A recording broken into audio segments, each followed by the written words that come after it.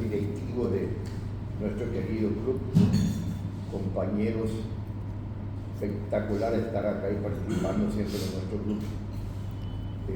Siempre esperamos el miércoles para desayuno, pero no tanto por desayuno, sino por la amistad que nos reúne. Bueno, es grato encontrarle a Carlos Huttner, con él trabajamos mucho, él es mi capo de biocombustible, no solamente en teoría, sino en práctica, espectacular tenerle a los demás visitantes. Y aprovecho además, antes de comenzar un poco, con felicitarle a David Galeano, nuestro compañero que fue premiado en la Argentina, merecidamente, creo que en estos días pasados, espectacular. Y bueno, Ida también, después de mucho tiempo le vemos, sabemos qué está pasando, pero es una mujer fuerte y capo también, así que no capo en el sentido malo, sino en el sentido positivo. Bueno, y el Día del Árbol es un día también importante. Tuve la suerte de imaginarme un programa que se llama Los Colosos hace 14 años atrás. Hoy vamos a lanzar un año más, creo que es el 13, y tiene un éxito muy grande, no solamente aquí, ya está yéndose a 5 países más, tratando de resguardar la historia de cada uno de los colosos que todavía existen, inspirado en nuestro pequeño valle de Bellavista que encontramos ahí en Pirapita, no sé si pronuncio bien, acá Galeano me va a corregir, el canafista, como le llamamos allá tiene nombres regionales distintos que los árboles en el resto del país, ¿verdad? Y en función a eso, hoy es un monumento turístico, gente inclusive cualquier cantidad de visitas en y bueno, hoy está un programa donde reúne a toda la gente, sin distinción religiosa, política, participan todos los ministros, todos los presidentes, todos los vicepresidentes, y nadie habla si es colorado, si es liberal, si es puechista o si es fuera. Así que tuvo mucho éxito. Bueno, hoy les traigo un poquito algo, lo voy a hacer lo más cortamente posible. Muchas gracias. Quiero felicitar acá al compañero también por el libro que lanzó sobre inteligencia artificial. Yo estoy siguiendo eso también de una forma como ignorante de eso. Me gustó muchísimo su libro, espectacular, creo que es el primer libro que se publica acá en función a la inteligencia artificial.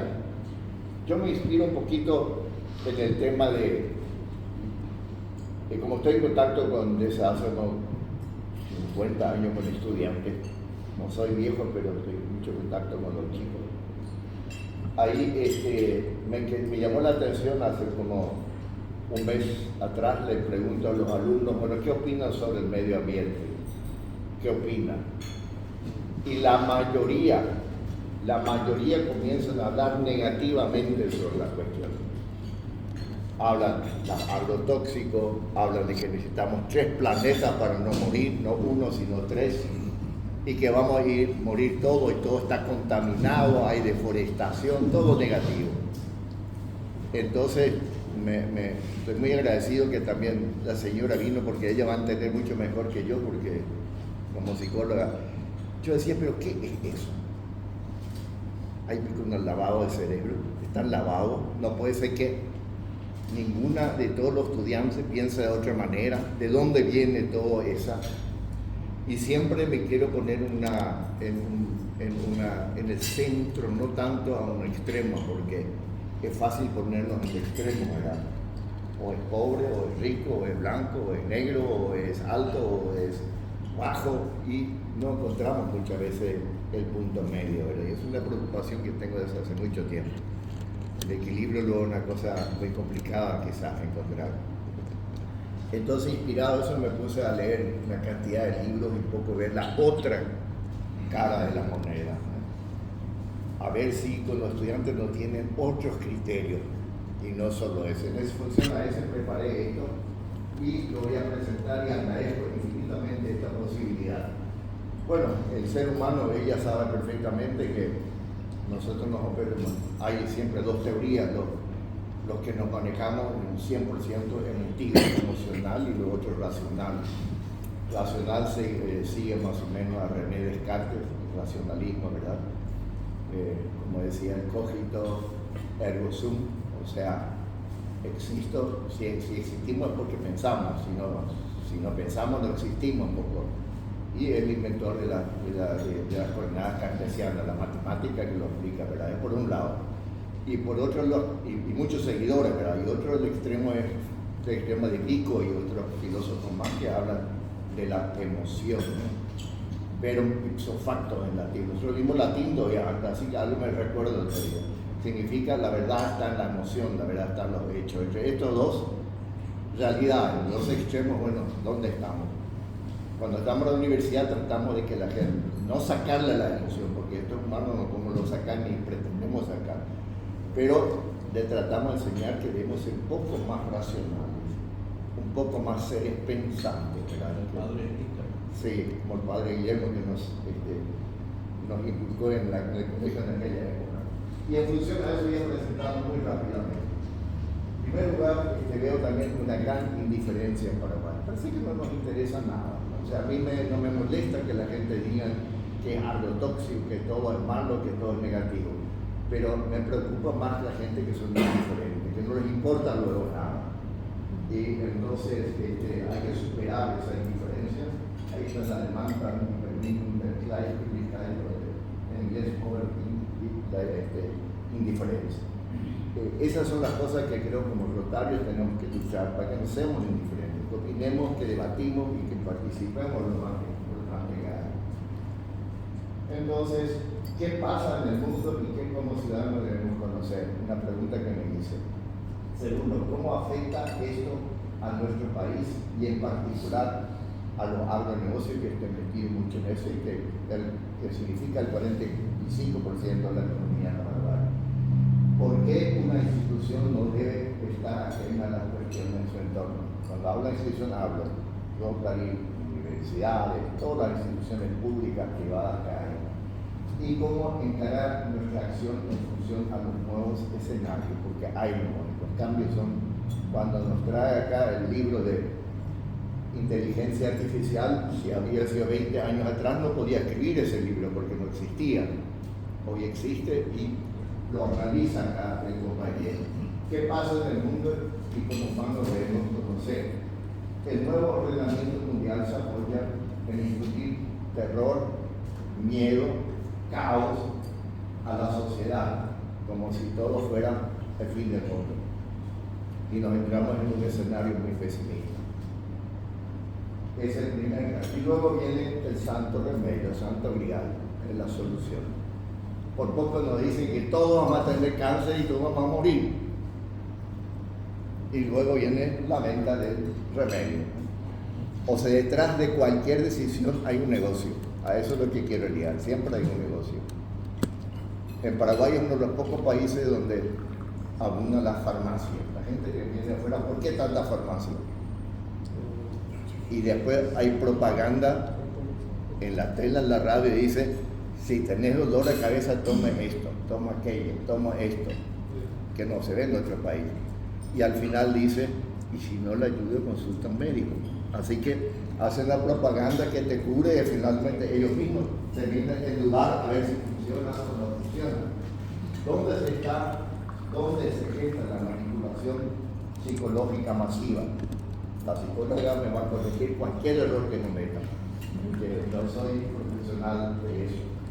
Un libro estratégico se desarrolla en el lavado de cerebro, en la escuela de Tavistock de Inglaterra. Es una escuela que prepara técnicas cada vez nuevas para lavar el cerebro. Eso no es la única escuela, pero una de las principales. Y a través de las redes influye en la gente. ¿Y a quiénes más influye? En los países, en la región y en la gente con más ignorancia. Y los más débiles, porque es más fácil mover la cara, sabe perfectamente cómo se puede jugar con esto, ¿verdad? Solo hay una consecuencia en la realidad manipuladora. Objetivo: modificar la conducta humana y que la población se vuelva sumisa y manipulable. Lo hacen también los políticos, no hay que decir que es una cosa sumamente ajena, lo hacen también. No lo hacen. El nuevo tiempo, sustitución paulatina de los conceptos, por ejemplo, Dios, nación, familia. O sea, este término, una de las cosas que meten prácticamente que la desaparición de todas estas tradicionales formas de vivir, ¿verdad? Que es el respeto a Dios, a la religión, el respeto a la nación y por toda la familia. Y se sustituye por otros valores como el caso del sexo, la droga, el rock. A través del rock es una forma de manipular a los jóvenes, sin lugar a dudas. Por más lindo que sea, por más bueno que sea, es también una manipulación. Fomento de la antiprogreso, antiproducción de la desindustrialización. O sea que es increíble lo que hoy viene por el Club de Roma y por todos esos movimientos que no hay que producir, que no hay que industrializarse. Malthus fue alguien que hace 500 años atrás decía de que se preocupaba él, y con justa razón, que los alimentos aumentan en progresión aritmética, 1, 2, 3, 4, 5, pero sin embargo la población en progresión geométrica, 1, 2, 4, 8, 16, 34, 128 sucesivamente. Iban a morir todos de hambre. Después vino la revolución industrial, la revolución agrícola, y demostró que con tecnología eso no ocurre. Hoy hay más alimentos que consumidores, ¿verdad? No significa que siempre hay seguridad alimentaria. Sin embargo, ahora vuelven otra vez a la teoría de Malthus. No hay que producir y la población tampoco debe crecer y tenemos que estancarnos. Y entonces la pregunta que uno se hace, ¿le conviene a Paraguay o no le conviene a Paraguay? Esa es la idea. Y de ahí surgen cosas como el decreto 1113 de Europa, que ellos dan para el 2050 no van a producir más alimentos. Yo estoy muy feliz con eso. Si ellos no producen, vamos a producir nosotros, la vamos a vender. Pero no es así nomás. Y comienzan a decir a nosotros que tampoco nos van a producir. Y condicionan el mercado y condicionan todo a que bajemos la producción. Un peligro que no tenemos que conocer. Club de Roma promueve el crecimiento cero, gobierno mundial y un gobierno supranacional. Ejemplos bien como el Escazú. Escazú se generó en Costa Rica y lastimosamente nuestro amigo Castiglioni firmó. ¿Y qué es Escazú? Hay 18.000 ONGs y esos ONG pueden controlar la actividad de cualquier productor. Por ejemplo, un ganadero que quema su pasto accidentalmente porque a ella le quema, te viene la ONG y dice, quemó, generó CO2 en la atmósfera, por lo tanto 20 años no puede usar más ganadería. ¿Y quién determina? No los gobiernos nacionales, porque perdemos soberanía, el que son los gobiernos supranacionales. Eso es. Afortunadamente falta un país para firmar, para ratificar en los parlamentos, y afortunadamente pudimos parar acá en Paraguay en el parlamento que no se firma. Paraguay no firmó y otros países no firmaron.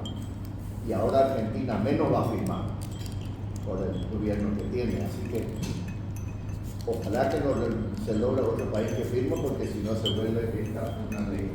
No existe un consenso científico relacionado al cambio climático. Si se pone en duda si las causas son antropogénicas, son del ser humano. Se pone en duda hoy en día.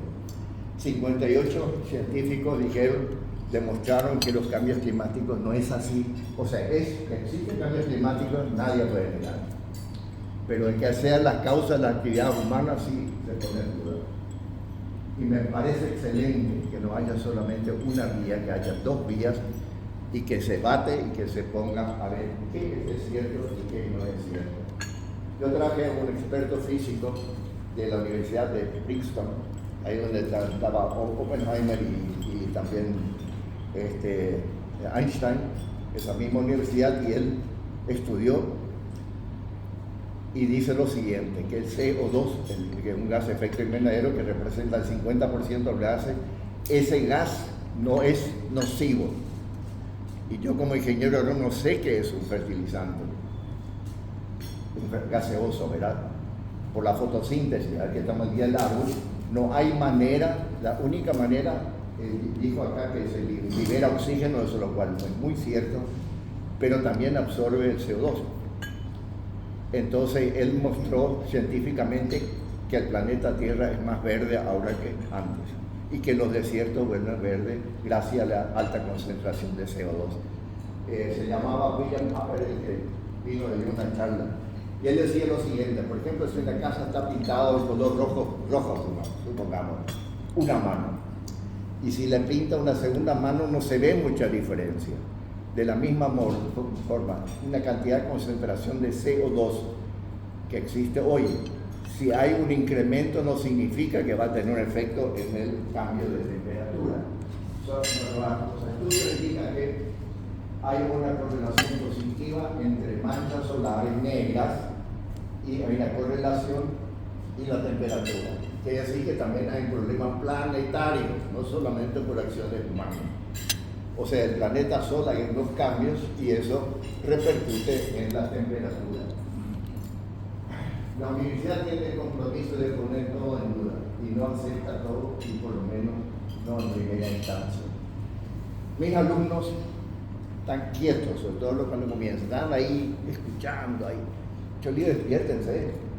Hace 5 minutos le estoy mintiendo, y ustedes no se dan cuenta. Le estoy mintiéndole, los profesores están mintiendo. Nosotros podemos mentirles, no voy a mentir. Ustedes están quietos ahí, no preguntan, no son curiosos, no ponen en duda nada. Hay que sacudir un poco a los jóvenes para que participen, poner en duda absolutamente todo. Por algo Estados Unidos y Australia no ratificaron fundamentalmente el gas que rompe el agujero del ozono. No ratificaron porque no creen mucho en esto. El fluorocarburo, que es el gas que rompe supuestamente la capa de ozono, ¿verdad? Y que no se filtran los rayos solares son el calor, la temperatura infrarroja, y que crea ciertos problemas de cáncer y todas estas cosas. Y se prohibió el CFC, no se puede usar. Y viene un sustituto que se llama hidrofluorcarbonato. Ese elemento es 30% más caro y no tiene el mismo efecto.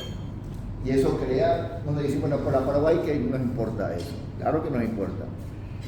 Porque todos los frigoríficos funcionan con el primer gas, el gas CFC. Yo tengo una fábrica de hielo, todos mis aparatos están funcionando con CFC. Para el 2030 tengo que cambiar todo y tengo que usar un gas que es menos efectivo. Y nadie sabe bien si realmente esa es o no es una causa. Todo nos afecta al final. Consecuencias: crecimiento cero del Club de Roma, y de allí sale la resolución 1115 de la Unión Europea con efecto en el agronegocio. Actúa como una medida para arancelaria. Ya no podemos exportar más, no le vamos a poner trabas. Y no sé si detrás de eso no hay la carne de laboratorio, no sabemos si eso existe. Sí.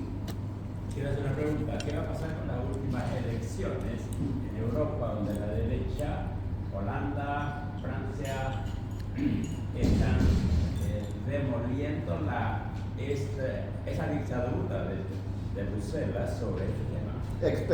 Excelente su intervención, me alegra mucho. Yo creo que el tema del medio ambiente se ha instalado en las manos de la izquierda. Hay ideologías detrás de eso. A medida que hay un Milei y que Europa se vuelve más a la derecha, las cosas pueden cambiar. Además, respaldadas por 58 científicos que opinan distinto. La segunda, él me gusta mucho como Rotario, la indiferencia. Usted que es rector, ¿qué hacemos por la diferencia? Sacudimos. Primero tenemos que motivar a la gente. Segundo, tenemos que hacerle leer.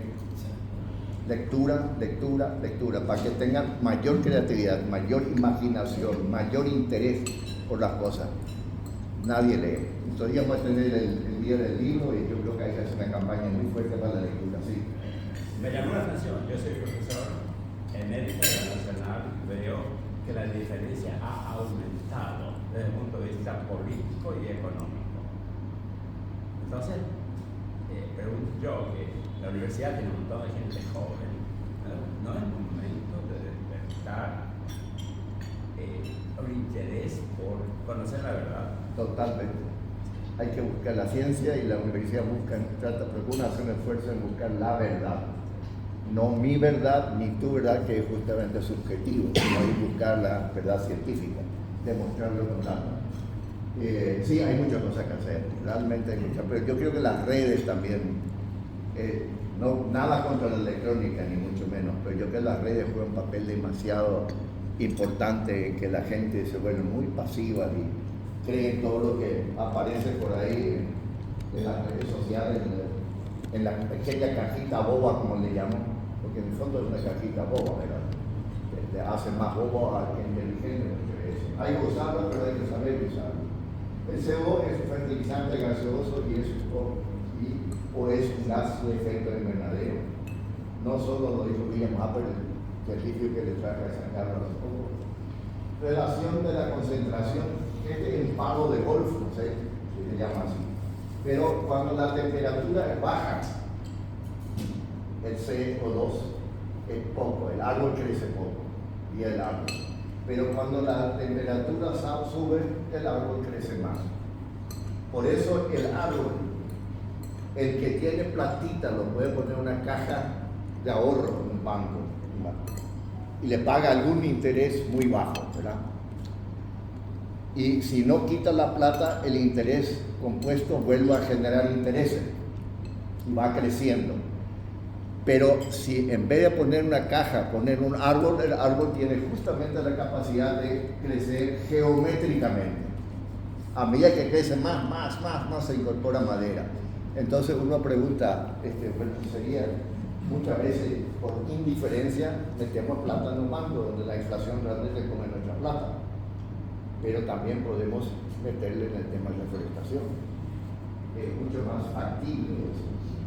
Otras dudas, ¿hay más mosquitos dengue por el cambio climático, causa una, o hay mosquitos dengue por sacar el DDT de la circulación? Yo no quiero convencerle a nadie, no es mi intención en absoluto. Quiero poner las cosas en la duda. No sé si ustedes se acuerdan, hace 15 años acá había problemas de mosquitos y de dengue, y el clorinda no había. Dije, ¿cómo que no puede haber unos kilómetros? Y me averigüé. Ellos aplicaban lo que se llama el DDT, que se prohibió en la década de 80, ¿verdad? Y nosotros no. Entonces, hay más mosquitos. ¿Por qué? Porque no se aplica más DDT. Hoy se sabe que el DDT no tiene la complicación que decíamos hace 20 años. Pero había también intereses económicos para vender otros insecticidas. Detrás de esto, siempre hay grupos de intereses. Se demoniza la grasa de cerdo por intereses de poner en circulación de aceite vegetal. Emilio sabe que es así. Nosotros en Obligado Venado vivíamos de grasa de cerdo. Después se cortó así de un momento a otro porque entró aceites vegetales. Y hoy en día se vuelven otra vez a decir, bueno, hay que consumir grasa de cerdo.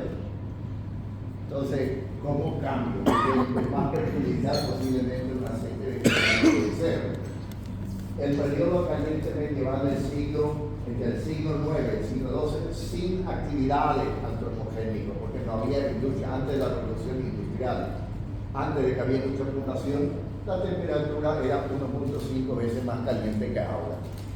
Entonces la pregunta es pico culpable del ser humano, la actividad humana. O sea, hay ciclos también que hay que reconocerlo.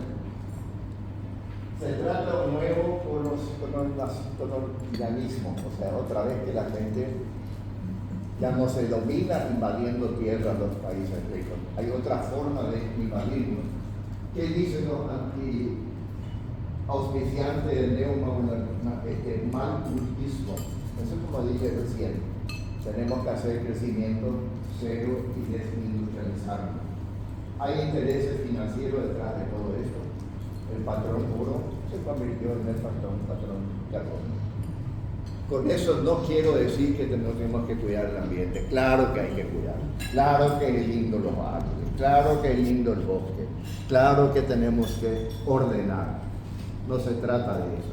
Lo que se trata es ver ¿Cuál es la causa? ¿Tiene todo esto algún efecto en la sociedad, en nuestro país, en nuestros estudiantes? Si los citas aquí relacionados al nuevo panorama tiene efecto en nosotros, la pregunta que surge es ¿cómo podemos crear individuos pensantes, críticos, libres, independientes en su forma de pensar y no sometidos a intereses de afuera? Es una pregunta que dejo un poco, que no es fácil. ¿Cómo hacer personas críticas? En nuestro compromiso luchar contra los movimientos tendientes a modificar nuestra conducta de manera a no volvernos cada vez más sumisos, la indiferencia que hablamos antes. Y que no muera nunca la libertad y la verdad. Buscar la libertad, esa objetividad, ese racionalismo que es lo que necesitamos. Es necesario esfuerzo para el mundo foráneo y no se nos destruye nuestra identidad y nuestra individualidad. Paraguay tiene que ser un país soberano. Tenemos que estar en la globalización, sin duda. Tenemos que relacionarnos. Pero los países tienen su propia identidad y eso es lo que no hay que olvidar. Luchar a través de la ciencia contra los intereses foráneos que utilizan estrategias bien pensadas para modificar nuestras conductas. Luchar contra la intención foránea de promocionar el progreso cero, el crecimiento cero y limitar la producción y el agronegocio y la instalación del nuevo extremadismo. Luchar contra la estrategia y el interés foráneo de nuestra capacidad de autodeterminación y diezmarnos nuestra soberanía moral, con la idea de instalar un gobierno mundial y con decisiones supranacionales. Un peligro. Y eso se hace en el Foro Económico Mundial. Leí varios libros, se me cayó un libro en alemán, que es de un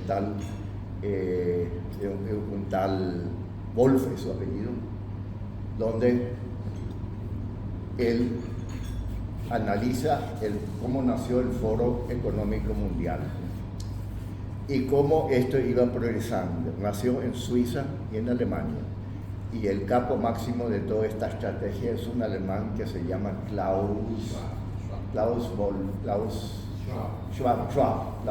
gracias por Klaus Schwab, está muy informado, Klaus Schwab. Y ahí comienzan a agrandar eso, primero Suiza, después Europa, después le meten Estados Unidos, Canadá, después le meten América Latina, en países, y finalmente Paraguay está metido y hay representantes en Paraguay. Ahí se cocina todo. O sea, no le estoy hablando de ciencia y ficción, le estoy hablando de realidad, bien documentado, año por año, foro por foro, cómo cambian nuestra forma de pensar y cómo nos someten hacia los intereses. Y nadie los eligió. Nadie los eligió. Y ahí están todas las fundaciones, Rockefeller y todas estas grandes, Soros, como se llama, Matilde y Gates, y todo esto están metidos con la plata. Bueno, eso es un poco una realidad. Necesitamos menos pantallas y más libros. Nada contra las pantallas. Pero tenemos que ver todo esto electrónico. Esta no debe ser un instrumento, como lo escribe muy bien, que nos pueda ayudar. Pero no debemos enamorarnos demasiado de esto. Hay cosas lindas acá en este país, hay cosas hermosas en este país. No tenemos que depender de una cajita boba o una caja boba precisamente para todas las cosas que tomamos decisiones. Sí, adelante. Es que nos vamos también con una cuestión de información. Por ejemplo, hay un libro famoso que se llama Ver el arroz crecer, escrito por Julio Ceballos en España. Y en España muestra esto en 88 capítulos más o menos. Nuestros próximos patrones mundiales ya no va a ser Estados Unidos, va a ser Chile. Así es. Un nieto de cada 5 nietos que tenga se va a casar con una china. Lo voy a prohibir. Eso que dije no es democrático. Muy bien. Pensemos, frenemos el crecimiento de conductas mecanistas y robóticas. o sea, es importante, pero hay una diferencia entre el ser humano. Yo creo que es lo que escribe el compañero. Yo creo que toda esta cuestión del algoritmo no nos va a desplazar al ser humano, porque estos aparatos no tienen algo que no tienen algo que nosotros tenemos, que es la conciencia. Uno puede hacer un robot y lo puede programar, bueno, cuando termina la energía, este robot camina y saca un brazo y saca un cable, mete adentro porque tiene 5% de energía. Y cuando llega a 99, dice ti, saca eso automático y se va y sigue el trabajo. Pero hace sin conciencia. Pero el ser humano, cuando nosotros tenemos alguna necesidad de hambre o de cansancio, la mente dice: yo estoy cansado, voy a descansar. Tengo hambre, tengo sed, voy a comer. ¿Qué es eso que nos hace? Le podemos contar un chiste y termino a un robot y que uno se ría, no sé qué esté programado, ¿verdad? Sí, adelante. Yo tengo un proyecto de pensamiento crítico y estaba preocupado con ese asunto hace un año.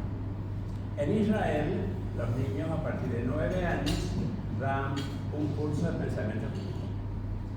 Todos los que van también al servicio militar obligatorio lo hacen. Ahí existen en Paraguay 12 profesores para esta clase. Me fui a entrevistarle y yo hice un proyecto para el Rotary, porque la preocupación es el pensamiento crítico. Y, ¿me quieres definir, por favor, qué es pensamiento crítico para ti? Porque pues, una pregunta muy difícil, muy complicada. No quiero que sea mi profesor nunca.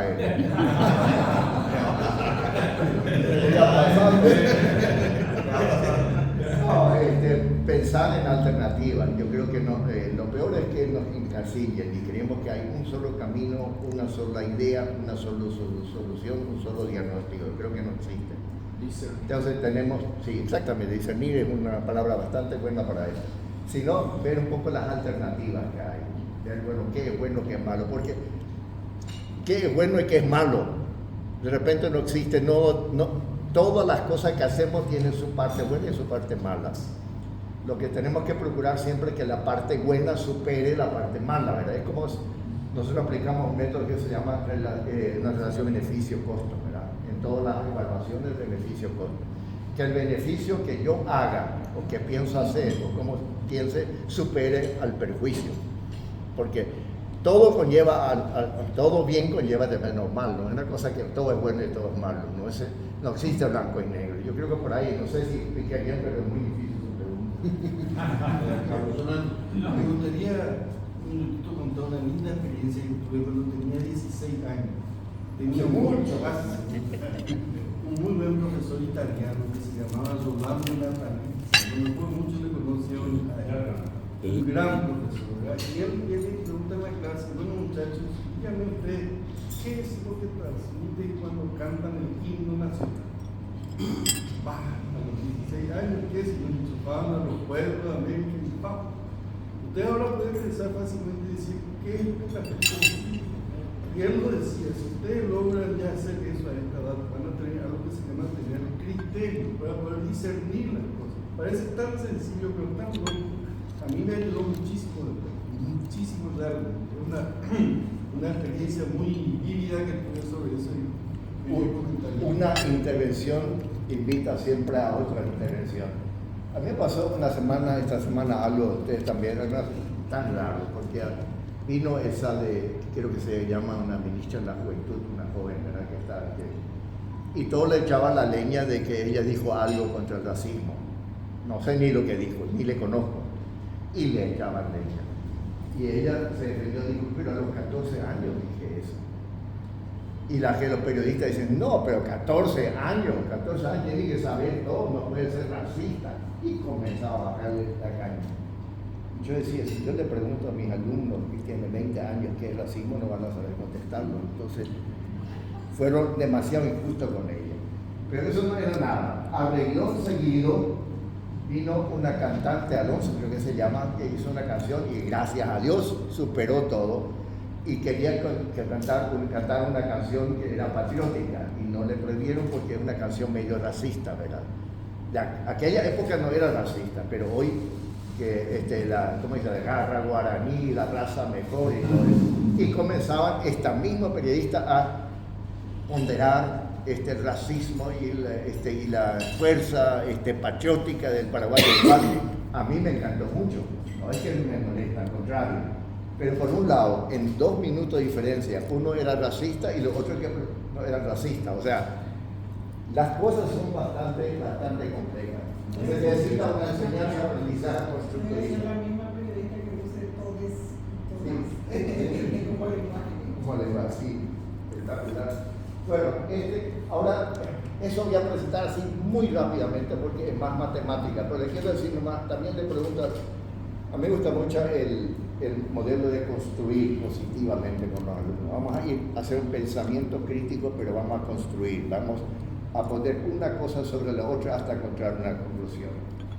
Entonces, este ejemplo hice en estos días con un grupo de amigos. ¿Cuál es la causa del éxodo rural, por ejemplo? ¿Por qué la gente sale del campo? Y que piensen, y que escriban, y que vean. Tengan razón o no tengan razón. Segundo, ¿cuáles son algunas causas menores del éxodo? Una principal y otra menor. Después digo, es necesario que el pequeño productor gane por lo menos un salario mínimo. Le pregunto, y me tienen que calcular. Y no hay ningún pequeño agricultor que gane un salario mínimo. Acá en la ciudad tenemos salario mínimo y ahora subió otra vez en julio. Acá tenemos que ganar. Pero el campesino que gana el salario mínimo, que son 34 millones de guaraníes al año, no lo va a ganar. Entonces seguimos. ¿Cuál sería una escala productiva mínima para que pueda ganar un salario mínimo? Se merece por lo menos un salario mínimo. Y ahí, ahora vamos a hacer un cálculo, vamos a hacer varios cálculos, así muy rápido paso. Y digo, hoy en día, si tiene ganado, aumenta 200 gramos peso vivo por día. Sería multiplicado por 350, sería 79 kilos por año. Si vende el peso vivo a 13.000, va a tener 949.000 guaraníes por un animal. Entonces, él por lo menos en eso debe ganar 20%, porque hay gasto. Él debería ganar entonces acá, por lo menos por cada animal, 190.000 guaraníes. Pero un salario mínimo al año tendría que ser 34 millones. Si divido esto, pues vean bien esto, necesita 184 cabezas. Detrás de eso vienen otras preguntas. El pequeño productor puede tener 184 cabezas, no lo puede tener con esa productividad tan baja. Y así seguimos. Leche. Si produce 12 litros por vaca, se vende a 2.500, este es su ingreso. Un margen neto que es un poco más alto, 30%, y ahí necesita 13 vacas. O sea, el pequeño productor que quiera, bueno, él es otra cosa, él gana varios salarios mínimos. Entonces, necesita 13 vacas, y así sucesivamente, necesita 151 cerditos, y así sucesivamente, necesita 26 hectáreas de sócano para ganar un salario mínimo. Pero un salario mínimo es mucho mejor para toda la familia. Entonces las cosas no son tan fáciles. Y bueno, y así es. Conclusiones relacionadas al cálculo hecho por los estudiantes de Economía de la Producción. Primero, para ganar un salario mínimo mensual con uno que incrementa 200 gramos y venda 13.000, necesita 181 cabezas. ¿Qué se puede hacer? Bueno, en vez de tener 200 gramos, puede tener 400 gramos, ahí baja la mitad, o puede tener 600 gramos, entonces va a tener menos necesidad de ganado, tiene que ir a la intensidad. De vuelta a la otra pregunta, para ser más intensivos, tecnología y conocimiento y capacitación. ¿Sabe administrar? ¿No sabe administrar? ¿Conoce? ¿Lo conoce? O sea, hay un desafío demasiado grande. 13 lecheras necesita. 150 cerdos para engordar necesita. A precio actual, acá no estamos hablando del precio de bueno, 150 y no voy a entrar mucho en detalle. Yo produzco y gordo cerdo, yo soy muy sincero. Yo con los cerdos gano 6.6 salarios mínimos. O sea, gano varios salarios mínimos. Entonces, ¿qué significa eso? ¿Se puede o no se puede? Claro que se puede, pero no es fácil. infraestructura. Exactamente, la cantidad de capital lo necesitan para eso. La gente pues dice, vamos a regalar tractores para que la gente produzca soja, y tiene 10 hectáreas, y como mínimo para nosotros necesitamos 16 hectáreas. Entonces los políticos también tienen que calcular. No le podemos engañar al pequeño productor. Tenemos que darle lo que puede y lo que le resulta, y no cualquier cosa. Para producir soja se requieren 790 millones de guaraníes de inversión, ¿verdad? 130 hectáreas, con 130 hectáreas se justifica invertir 790 millones, si no, no se justifica. O sea, todas estas cosas uno tiene que meter la lógica. Con todos estos cálculos se puede definir una estrategia válida para el desarrollo del país y su agronegocio. Pregunta es, ¿y ahora qué? ¿Y ahora qué? ¿Con cuántos animales y con qué superficie podría contar? ¿Y con qué incremento de productividad? Si se incrementa 50%, las cosas cambian. Ahora no es fácil incrementar 50%. ¿Qué paquete tenemos de implementar? Lo dice acá Ángel. Sí. Perdón. Me imagino un pequeño productor con esta realidad, digamos. Pero lo que me llamó la atención es que ahora, ayer, antes de ayer, grandes productores ganaderos estaban manifestando contra los frigoríficos. Y sí. Lo que pasa es que los frigoríficos es un monopolio. Está en manos de inversionistas foráneos de vuelta, son brasileños. No estamos hablando de los menonitas, estamos hablando de los que son pequeños comparando con los grandes frigoríficos. Y ellos manipulan. Oligopolio. Falta transparencia. Por más que haya leyes monopólicas, antioligopólicas, hay leyes, la gente no se cumple la ley. Lastimosamente, el productor recibe más y por eso hace 5 años no superamos los 13.800.000 cabezas de ganado. Porque la gente vende en el vientre, vende la vaca. Lo que no tenés que hacer es vender la vaca, se te produce cría para crecer. Y necesitan platita y venden la vaca. A veces es por problemas de clima, por falta de forraje, ¿verdad? Y entonces tiene que haber una política de crédito para retención de vientre. Por favor, acá si necesitas plata, esta plata, no venda tu vaca. Te digo, hace 5 años no crece más la ganadería. 1 millón de acres Se perdió. ¿Por qué se perdió? Muchas razones. Sí, hay menos ahora que antes. Debemos llamar de 40 millones. Como Uruguay tiene mucho más animales que nosotros, un país chiquitito y con menos recursos. El campo está muy abandonado, esa es la verdad. ¿Qué monto de inversión de Principalmente por lo capital? siguiente, ¿qué se vende? Porque uno hace un cálculo. Cuando no te alcanza la plata, ¿qué tenés que hacer? Venderla. Caja de ahorro.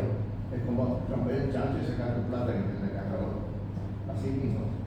Bueno, ¿qué monto de inversión de capital necesitaría para ejecutar 50% del cuidado? ¿Quién financia eso? ¿Quién financia? ¿Qué cantidad de animales debería tener incrementando el 50%? Y así sucesivamente. ¿Cuánto costaría eso? ¿De dónde sacarían los recursos financieros? Alguien tiene que financiar a plazos interesantes.